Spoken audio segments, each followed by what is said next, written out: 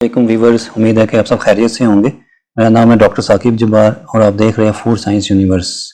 आज मैं एक नई वीडियो लेकर आपके सामने हाजिर हूँ। लास्ट वीडियो में मैंने टमाटो केचप की रेसिपी और केमिकल्स के बारे में बताया और टमाटो केचप का प्रोसीजर बताया लास्ट 2 वीडियोज़ में।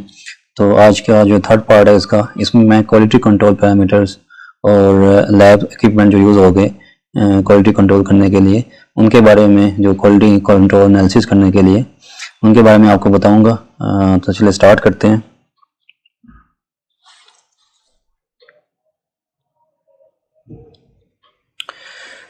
सबसे पहले एक चीज़ आप नोट कर लें कि जो टमाटो केचप की जो ब्रिक्स रखनी है आपने, वो 28 से 30 रखनी है। ब्रिक्स क्या होती है? बेसिकली ये किसी भी प्रोडक्ट की स्वीटनेस बताती है कि वो कितना मीठा है। और ब्रिक्स जो इसका प्रिंसिपल है वो जो शुगर की टाइप है, सुक्रोज, जो घरों में आप शुगर यूज़ करते हैं, टेबल शुगर जैसे आप घरों में यूज़ करते हैं, वो बेसिकली सुक्रोज होती है। ये कार्बोहाइड्रेट की फॉर्म है, शुगर की एक फॉर्म है। तो बेसिकली ये किसी प्रोडक्ट में स्वीटनेस को बताती है। जो स्टैंडर्ड है टमाटो केचप की ब्रिक्स का, वो 28 से 30 है। अगर इसके बीच में आपकी ब्रिक्स होगी तो आपका केचप का टेस्ट भी अच्छा होगा, जो रिकमेंडेड है। और ब्रिक्स चेक करने के लिए हम जो इंस्ट्रूमेंट यूज़ करते हैं लैब, उसको कहते हैं रिफ्रैक्टोमीटर। ठीक है, और कोशिश करनी है कि आपने रिफ्रैक्टोमीटर जो परचेज करना है, ये पोर्टेबल होता है, इसको 0 से लेकर 100 डिग्री तक वो ब्रिक्स की वैल्यू दे सके, ताकि आप फ्यूचर में कोई ऐसा प्रोडक्ट बनाना चाहे जिसकी ब्रिक्स ज़्यादा हो, जैसे सीडप्स वगैरह है, जैसे रूअफ़ज़ा वगैरह आप घर में बना सकते हैं, उसकी मैं रेसिपी बताऊँगा फ्यूचर में। तो उसमें यानी उसकी 80, 78 बिक सकते हैं, ताकि आप जब भी परचेज़ करें तो कोशिश करें 0 से 100 डिग्री तक ये सपोर्ट करता हो, कि वैल्यू को रीड कर सकता हो रिफ्रैक्टोमीटर ना। तो रिफ्रैक्टोमीटर बेसिकली ये सुक्रोज कंटेंट को बताता है कि कितना है। ठीक हो गया। तो ब्रिक्स आपने जो केचप की रखनी है वो रखनी है 28 से 30 डिग्री।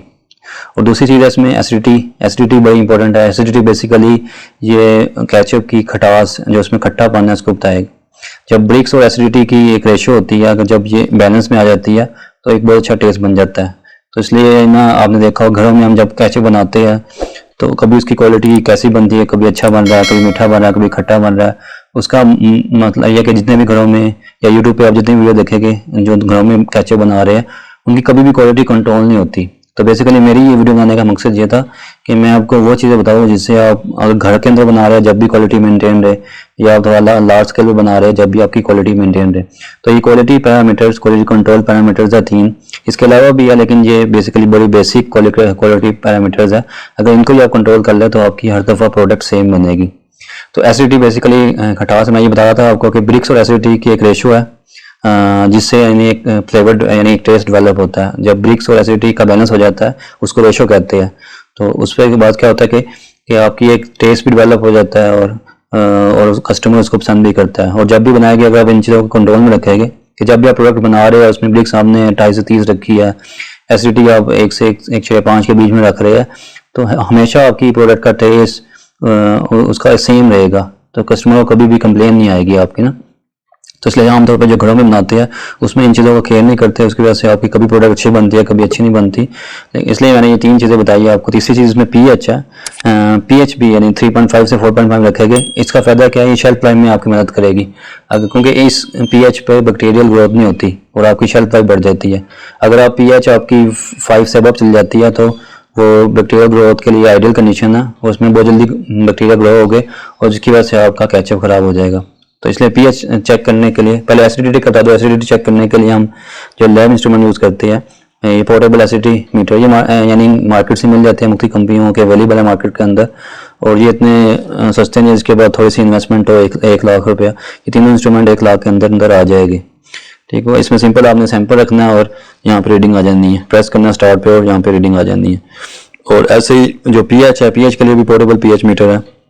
इसको ये सिंपल आपने सोल्यूशन के जो भी आपका सैंपल है उसके अंदर डिप करना है और उसकी पीएच वैल्यू आ जाएगी। या इसके लिए हम अगर एक सस्ती चीज़ भी लिटमस पेपर के नाम से भी आता है, इसमें ये क्या होता है कि आप ये एक स्टिप से होती है कागज़ की ना, उसको डिप करते हैं सैंपल के अंदर, कलर आ जाता है और कलर कैलेंडर साथ दिया होता है, उसके साथ मैच कर लेते हैं। तो ये बड़ी सस्ती मिलती है, ये भी आप यूज़ कर सकते हैं। और अगर प्रॉपर लेना आपने पीएच मीटर तो पीएच मीटर पोर्टेबल भी ले सकते हैं। और जो रिफ्रैक्टोमीटर को मैंने बताया आपको, यहाँ पे इसका सैंपल रखते हैं, ये जो प्रिज्म है इसके बाद सैंपल इक्वली डिस्ट्रीब्यूट कर देते हैं और उसके बाद यहाँ से देखते हैं आप, तो ये रीडिंग आ जाती है। अगर रीडिंग ये देखिए यहाँ पे जैसे ये पूरा डार्क हुआ है, इसका मतलब है इसकी रीडिंग 45 से अबव है।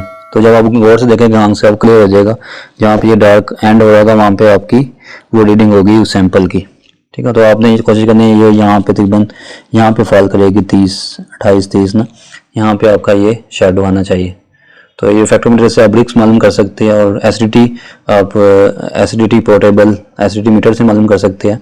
और जो पीएच है ये पीएच पोर्टेबल मीटर से भी कर सकते हैं और लिटमस पेपर भी इसके लिए यूज़ कर सकते हैं। तो बेसिकली ये बेसिक क्वालिटी कंट्रोल के से किसी प्रोडक्ट के अंदर, फूड प्रोडक्ट के अंदर बड़े इंपॉर्टेंट होते हैं, क्योंकि इन्हीं चीज़ों से आपका टेस्ट भी डेवलप हो जाता है और आपकी स्टोरेज लाइफ भी यानी डिपेंड कर रही होती है कि पीएच यानी इसमें रखेगा तो इसका टेस्ट भी सही रहेगा। यानी आप फॉर एग्जांपल मैं एग्जांपल देता हूँ आपको, अगर आप सेब का जूस पिए उसकी जो पीएच होती है 4.5 होती है, तो आप समझ लें कि अगर आप 4.5 रख रहे हैं तो उसमें उतनी खटास होगी, ठीक हो गया। और एसिडिटी और पीएच ये दूसरे के इनवर्स है, अगर पीएच ज़्यादा होगी तो एसिडिटी कम होगी।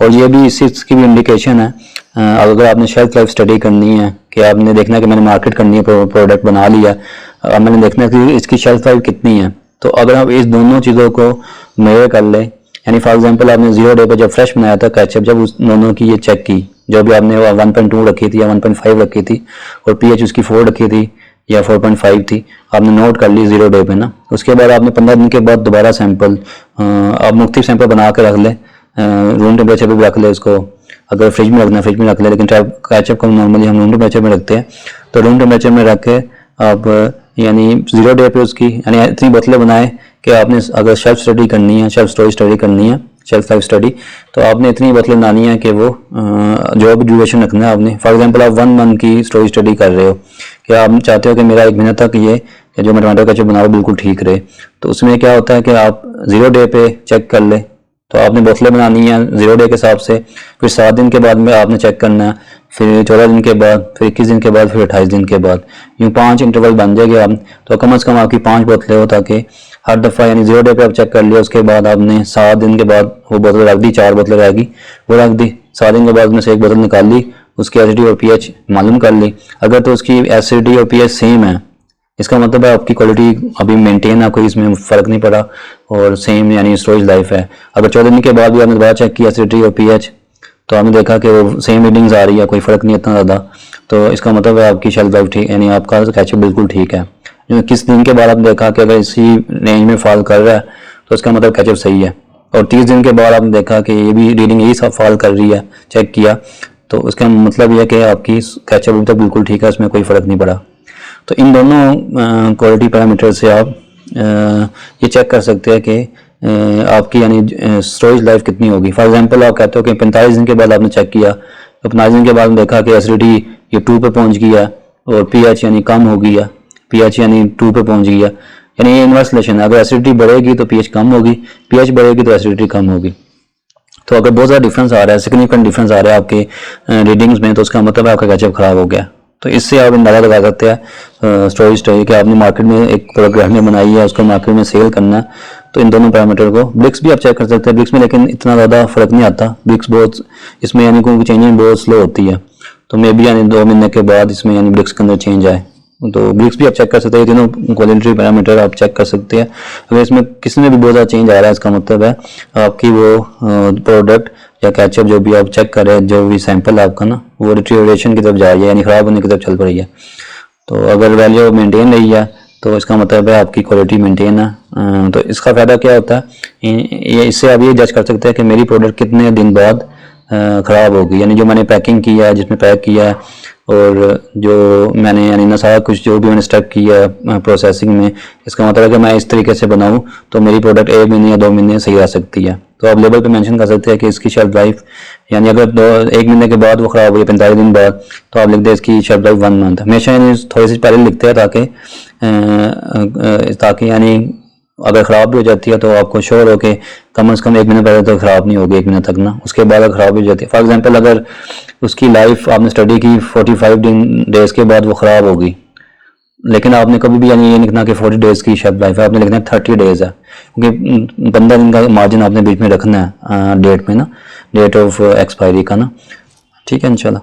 तो इसलिए रखते हैं ताकि आप सेफ साइड पे रहो। आपको पता है कि 1 महीने तक तो मेरी चीज़ सही रहेगी, उसके बाद आपको पता नहीं है कि कितने दिन में ख़राब हो जाए, तो इसलिए सेफ साइड पे रखते हैं अपने आप को ना। और ये मैंने बता दिया आपको कि ये क्वालिटी कंट्रोल पैरामीटर्स है, और इसके बाद ये लैब इंस्ट्रूमेंट के बारे में बता दिया। अब इसमें एक चौथा में लिखा हुआ है सेंसरी इवैल्यूएशन। इसके लिए किसी इंस्ट्रूमेंट की ज़रूरत नहीं होती, या तो आपको बंदे एक्सपर्ट चाहिए इसके लिए, या आपको यानी एक पब्लिक चाहिए जो एक्सपर्ट भी ना भी हो, लेकिन आपने उनसे राय लेनी है। एक परफॉर्मा बना देते हैं हम, उस बेस पे सेंसरी इवैल्यूएशन करते हैं। थोड़ा सा इसके बारे में डिस्कस कर लेते हैं। सेंसरी इवैल्यूएशन बेसिकली क्या होती है कि ये आपके इसमें सेंसेस यूज होते हैं।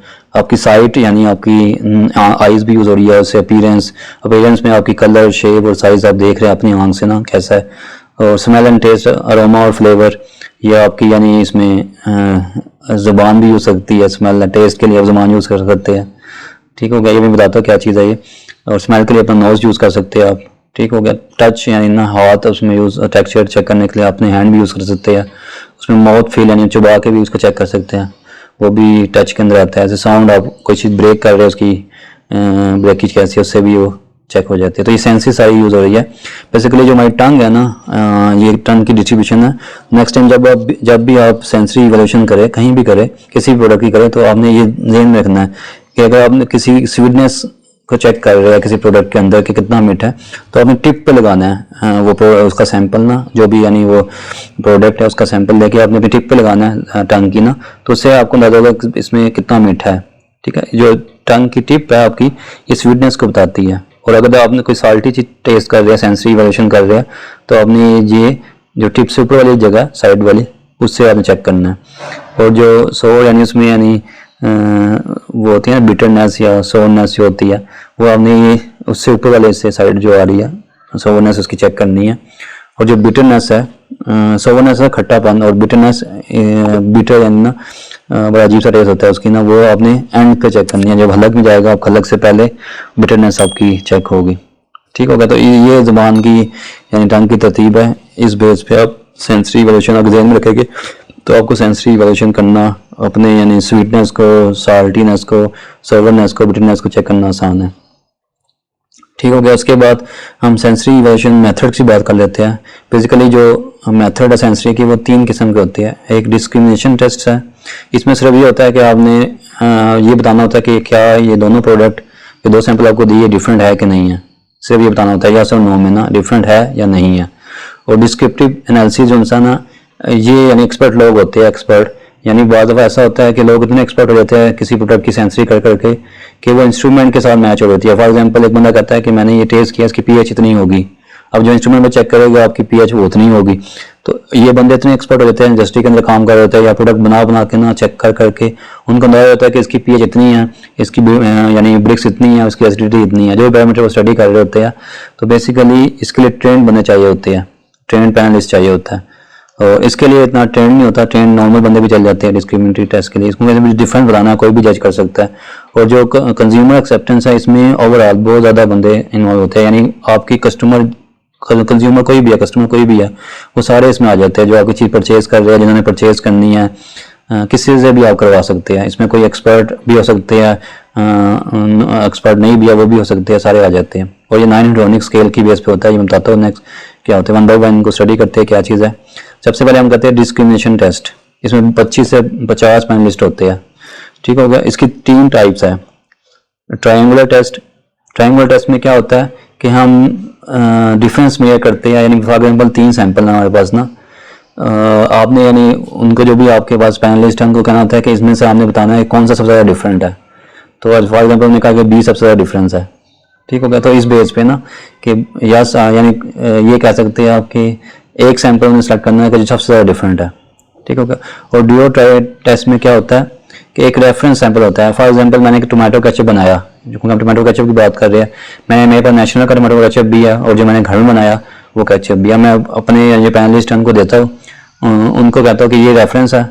तो इससे आपने बताना है कि इन दोनों सैंपल में जो रेफरेंस जो नेशनल का केचप था या शंग्रीला का था या जो भी केचप मार्केट में अवेलेबल है उसका था, तो आपने इससे कंपेयर करना होता है कि इससे मेरा सैंपल कितना डिफरेंट है, जो मैंने टोमेटो केचप बनाया वो कितना डिफरेंट है इस स्टैंडर्ड सैंपल से ना।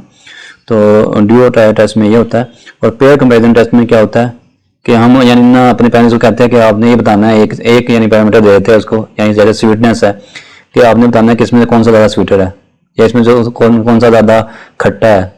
हाँ ठीक है, ये इस बेस पे यानी आप पेयर कंपैरिजन टेस्ट कर सकते हैं। और दूसरा इसमें टेस्ट है डिस्क्रिप्टिव टेस्ट। इसमें क्या होता है, ये मैंने जो अभी बताया ऊपर ना, इसमें 8 से 12 पैनलिस्ट होते हैं और सारे ट्रेंड होते हैं, यानी जो इंस्ट्रूमेंट की रीडिंग्स है और जो इनकी रीडिंग्स होती है वो मैच कर रही होती है, इसमें ट्रेंड हो जाता है। ये चेक करके बता देता है कि इसकी पीएच कितनी होगी, इतनी ब्रिक्स इतनी होगी और इसकी एसिडिटी इतनी होगी। ठीक हो गया। और यानी ना जैसे हम इंस्ट्रूमेंट पे यानी टेस्ट करते हैं उस लिहाज से ये भी ट्रेंड हो जाते हैं, यानी ये टेस्ट करके आपको बता देता है कि इसकी पीएच, इसकी रीडिंग, यानी बेसिकली ये क्वालिटेटिव टेस्ट है। ये क्वालिटेटिव टेस्ट बताया गया आपको ना, ये ऊपर जो से सारे क्वांटिटेटिव यानी क्वालिटेटिव टेस्ट है, ये क्वांटिटेटिव टेस्ट है। ये आपको बताएगा कि क्वांटिटी कितनी है, यानी उसकी वैल्यू कितनी है। और जो ऊपर वाले सारे टेस्ट है वो क्वालिटेटिव टेस्ट है, वो टेक्स्ट की बेस पे, यानी आपको यस और नो या मीठा है खट्टा है, यानी उस बेस पे बता रहे हैं सिर्फ ना। लेकिन ये जो डिस्क्रिप्टिव टेस्ट है ये आपको क्वांटिटी बताएगा कि फॉर एग्जांपल पीएच इसकी 3.5 है। ठीक है, ये यानी क्वालिटेटिव टेस्ट का होता है। क्वांटिटेटिव टेस्ट क्या होते हैं, जो डिजिट्स की फॉर्म में आपको डाटा दे। तो बेसिकली ये भी एक सेंसरी टेस्ट होता है, लेकिन वो जो सेंसरी एक्सपर्ट होते हैं वो आपको रीडिंग की फॉर्म में डाटा देते हैं कि इसकी पीएच इतनी है, इसकी ब्रिक्स इतनी है, इसकी एसिडिटी इतनी है। और लास्ट की हम बात कर सकते हैं कंज्यूमर एक्सेप्टेंस टेस्ट। ठीक है, ये बेसिकली बहुत कॉमन यूज़ होता है पाकिस्तान के अंदर, मुख्तलिफ इंडस्ट्री में भी यूज़ होता है और ये इजी भी करना था, मुश्किल भी नहीं है। और इसमें जो पैनलिस्ट होते हैं वो 75 से 150 तक आप ले सकते हैं, यानी जितने ज़्यादा हो गए इसमें उतना ही आपकी प्रोडक्ट की आपको पता चल जाएगा कि इसकी यानी ना क्वालिटी कैसी है, या लोग की यानी इसको लाइक कर रहे हैं, नहीं लाइक कर रहे हैं, या किस बेस पे लाइक कर रहे हैं, या किस बेस पे डिसलाइक कर रहे हैं। ये सारा इससे आपको अंदाजा होता है। इसको कहते हैं 9 पॉइंट हेडोनिक स्केल। इसमें क्या होता है कि एक चार्ट परफॉर्म बनाया जाता है, वो जो भी आपका पैनलिस्ट होगा उसको दे देगा आप। इसमें स्केलिंग की होती है 1 2 3 4, जैसे डिसलाइक एक्सट्रीमली 1 है और 9 जो है लाइकली, लाइक एक्सट्रीमली। तो इस बेस पे एक परफॉर्म आ जाते हैं और हर एक जितने भी आपके कंज्यूमर है या जो भी इसको टेस्ट कर रहा है उसको देते हैं परफॉर्मा, वो फिर फिल करता है अपनी यानी जो भी उसको लगता है ना उस प्रोडक्ट का ना।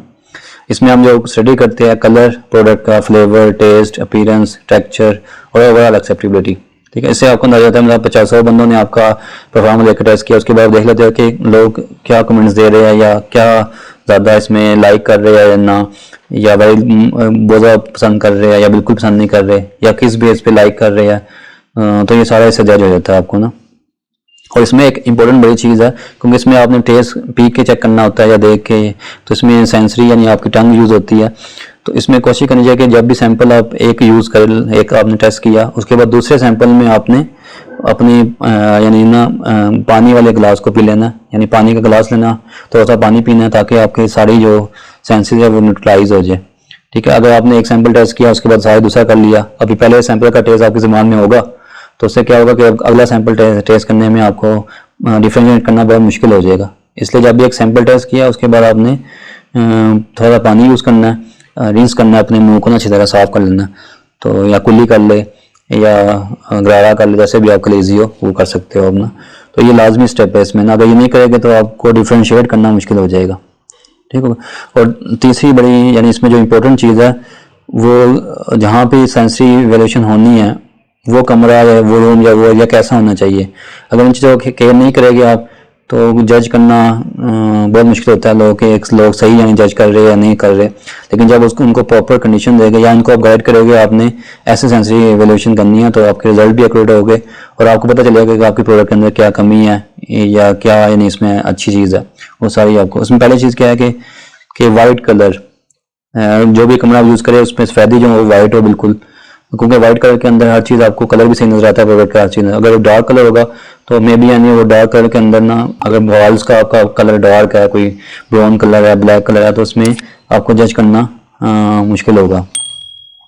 और दूसरा लाइटिंग और यानी लाइट जो है वहाँ लाइट भी उसमें वाइट हो, ये ना हो कि लाइट डिफरेंट कलर की लगी हो, तो वो भी जज करना मुश्किल होता है। तो लाइटिंग भी यानी उसमें अच्छी हो, रोशनी ज़्यादा हो, ये ना हो कि रोशनी कम हो, उसमें भी सही डिफ्रेंशिएट करना मुश्किल होगा सैंपल्स में ना। और वेंटिलेशन भी अच्छी हो, कोशिश करें कि उसमें एसी लगा तो ज़्यादा अच्छा है, ताकि क्योंकि अगर एक बंदा गर्मी से आ रहा है तो ज़्यादा वो सेंसरी क्या करेगा, सेंसेस काम ही नहीं कर रहे, तो जब उसको प्रॉपर कंडीशन देंगे, प्रॉपर इन्वायरमेंट देंगे तो उसका सेंसरी वेरिएशन सही होती है। उसके बाद दूसरी चीज़ क्या है कि सैंपल के लिहाज से या सैंपल आपने जब देना तो एक ही टेम्परेचर पे देना है, ये ना हो कि फ्रिज में सैंपल पड़ा हुआ तो आपने साथ ही उसको काट सेंसरी कर दो, तो क्या होगा, वो कभी भी यानी आपके सही सेंसरी उसके नहीं सही बताएंगे और कभी भी वो सही परफॉर्मा फिल नहीं कर पाएगा। तो इसलिए टेम्परेचर, रूम टेम्परेचर पे जितनी भी सेंसरी होती है वो रूम टेम्परेचर पे, ये जो भी प्रोडक्ट है आपकी रूम टेम्परेचर पे होनी चाहिए। रूम टेम्परेचर कितना होता है, 25 से 30 डिग्री, इसके यानी बीच में आपके सैंपल का टेम्परेचर हो। और वॉल्यूम भी आपने हर एक को सेम देना है, यानी किसी को ज़्यादा दे रहे हैं किसी को कम दे रहे हैं, या 2 सैंपल है एक बंदे को, एक सैंपल का आपने उसको पूरा गिलास भर के दे दिया, दूसरे का यानी बिल्कुल कम दिया। तो जितना सैंपल प्रोवाइड कर रहे हैं, जितने भी सैंपल आपके, हर सैंपल का सेम वॉल्यूम आपने प्रोवाइड करना है। और सैंपल के लिए जो यानी जो प्रोसीजर है वो सेम हो, ये ना हो कि एक सैंपल का प्रोसीजर कोई और हो, एक का कोई और हो, फिर कंपैरिजन आप इसमें कैसे कर सकते हैं। तो इसलिए यानी सैंपल भी जो प्रोवाइड करें, अगर तो आप एक चीज़ बनाना चाह रहे हैं, जैसे टोमेटो केचप की बात करते हैं, आपने एक ही तरीके से बनाया और ठीक है, लेकिन उसमें यानी कुछ स्पाइसी ज़्यादा कर दी, कम कर दी, वो तो कर सकते हो आप, लेकिन उसकी जो प्रोसेसिंग लाइन है वो सेम रखी, कुकिंग टाइम, प्रिपरेशन वो सारा कुछ सेम था, लेकिन थोड़ा सा आपने रेसिपी चेंज कर दी। तो आप ये कह रहे हो कि ये मेरी T1 ट्रीटमेंट है, T2 है, तो इसमें आपने कंपेरिजन बनाना है, तो बाकी सारा प्रोसीजर सेम है जैसे बनाया। लेकिन अगर प्रोसीजर ही सेम हो जाता है, फॉर एग्जांपल एक आप चूल्हे बना रहे हो, ठीक है, चूल्हे बनाओ, एक एक प्लांट पे बना रहे हो, एक ऑटोमेटिक प्लांट बन रहा है, तो उन दोनों में डिफरेंस आ जाएगा, फिर आप कंपेरिजन नहीं कर सकते। और इसमें तीसरी चीज़ बड़ी इंपॉर्टेंट है कि सैंपल की कोडिंग हो, 3 डिजिट से कोड करे, तो इसको यानी इसमें क्या होता है कि बाइसनेस के चांसेस कम होते हैं, कि कोई चीटिंग के या गलती के चांसेस कम होते हैं। और sample should be serve in random और काउंटर बैलेंस ऑर्डर। इस काउंटर बैलेंस का मतलब क्या है कि अगर 2 सैंपल है तो जो हाफ जो आपके पैनलिस्ट है उनको पहला सैंपल दे दे और दूसरे आपको दूसरा दे दे, यानी काउंटर बैलेंस कर दे। ये नहीं है कि पहले सारों को पैनलिस्ट को आपने पहले एक सैंपल दिया फिर दूसरा दिया, ऐसे नहीं, हाफ को आप एक सैंपल दे दे, हाफ को दूसरा सैंपल दे दे, ये काउंटर बैलेंस का मकसद है। और बाकी यानी ये कंडीशन आपने कैसे बनानी है, अगर कोई बनाना चाहता है, कोई इंडस्ट्री है या किसके आप इन्वेस्टमेंट है, तो अगर सेंसरी रूम बनाना चाहता है तो मेरी एक वीडियो, मैं थाईलैंड गया था, वहाँ पर मैंने विजिट किया था, मैंने यूट्यूब चैनल पर भी दी हुई अपनी, मेरा YouTube channel food science universe है, तो इसकी प्लेलिस्ट है थाईलैंड विजिट, इसकी वीडियो नंबर 5 है। तो इसमें सेंसरी लैब्स कैसी होनी चाहिए, मैंने लिंक भी दे दिया, मैं डिस्क्रिप्शन में भी लिंक दे दूंगा, वहाँ से क्लिक करके आप चेक कर सकते हैं कि जब सेंसरी रूम बनाना तो सेंसरी रूम के अंदर क्या क्या चीज़ें होती है। ये बड़ा ज़बरदस्त बनाया होता है उन्होंने सेंसरी, एक सैंपल होगा अगर किसी बनाना चाहता है पाकिस्तान के अंदर, या जिसके बाद इन्वेस्टमेंट है, प्राइवेट इंडस्ट्री है कोई बनाना चाहती है, तो अगर ये वीडियो देख लेगी तो उनको अंदाज़ा हो जाएगा कि सेंसरी वैल्यूएशन का जो रूम होता है वो कैसे मेंटेन होता है और कैसे उसको डेवलप करते हैं। तो आज के लेक्चर में मैंने आपको डिटेल में क्वालिटी कंट्रोल पैरामीटर्स और इसके इंस्ट्रूमेंट और ये सेंसरी के बारे में बताया। उम्मीद है कि आपको मेरी वीडियो पसंद आई होगी। आज के लिए इतना ही काफ़ी है। Thanks for watching my video. Take care. अल्लाह हाफिज़।